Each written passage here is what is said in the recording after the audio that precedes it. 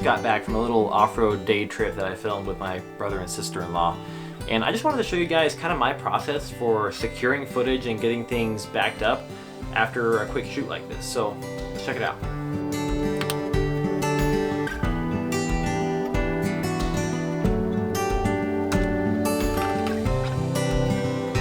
So the rule of thumb is you want to get footage in at least 2 places as quickly as possible, and sometimes I might do that in the field with a laptop. This particular trip, it wasn't a very once in a lifetime kind of experience, nor was it like a professional shoot where it's important to make sure you don't lose anything. So I'm not necessarily following quote best practices in this case, but this is kind of my workflow.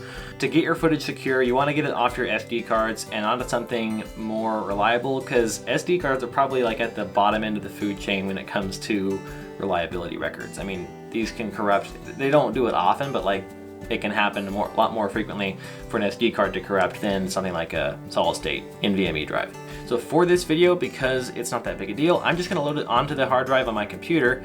And if I was more concerned about the footage, I would do that and also put it onto an external backup drive that I keep in the closet or something.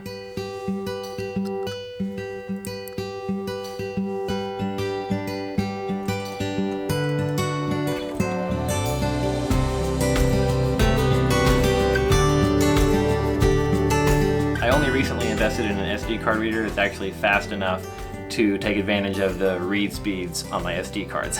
So that helps speed up the workflow a lot. I recommend getting something that can do 300 megabytes per second read speed so that you can kind of eliminate that bottleneck from your workflow. So what I like to do is go ahead and organize everything into folders right here at this point, so that down the line everything is pretty much cut and dry and organized for you, so getting it into the editing software, there's not as much work to do. If it's the type of shoot where you had multiple days of footage, I definitely recommend separating everything out by day so that while you have it fresh in your mind of everything that happened and kind of the chronological flow of it, you can get everything organized and avoid that confusion down the road, because I can tell you it can get confusing. Another tip I've heard, which I've actually been really terrible about putting into practice myself, is to maybe even do a rough cut, a rough edit of your video right when you get back from your trip, or right after you film it, whatever you're filming. Because everything's fresh in your mind, you have all those emotions right on the surface, if it was an emotional kind of experience at all, whether fun or sad or whatever. And so kind of doing a rough cut right raw, down and dirty right away could be beneficial. Anybody who knows me knows that I do not do that, and probably should, because it can be several months before the video gets done.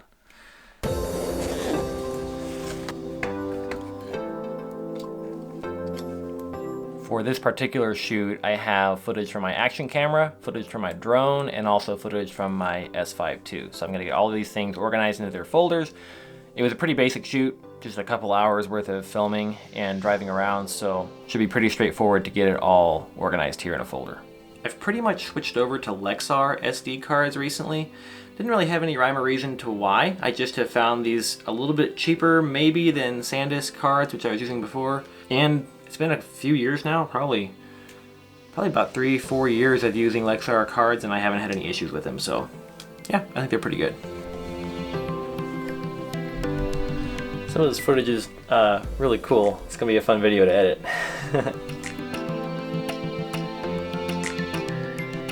So guys, take a little time when you get back from a shoot or back from a trip or project or whatever to get your footage offloaded right away when it's fresh in your mind. Even if it's just one of your own personal videos, there's not a lot writing on it, the last thing you want to have happen is to lose all that footage because an SD card corrupts or something. And especially if you're doing anything professionally, get that footage backed up. The SD card is the worst place for your videos to live. Not saying that hard drives can't have problems or get corrupted or whatever, but SD cards are a little more susceptible to accidents, getting lost, getting broken, or just corrupting. So good practice to have, and it's something that I'm honestly not the most experienced with because I'm a beginner filmmaker myself. But if you guys found value in this video, be sure to subscribe. And next you should check out this video where I go through some of the filmmaking equipment I've been getting, like my new Lumix S5 II that I'm shooting on now.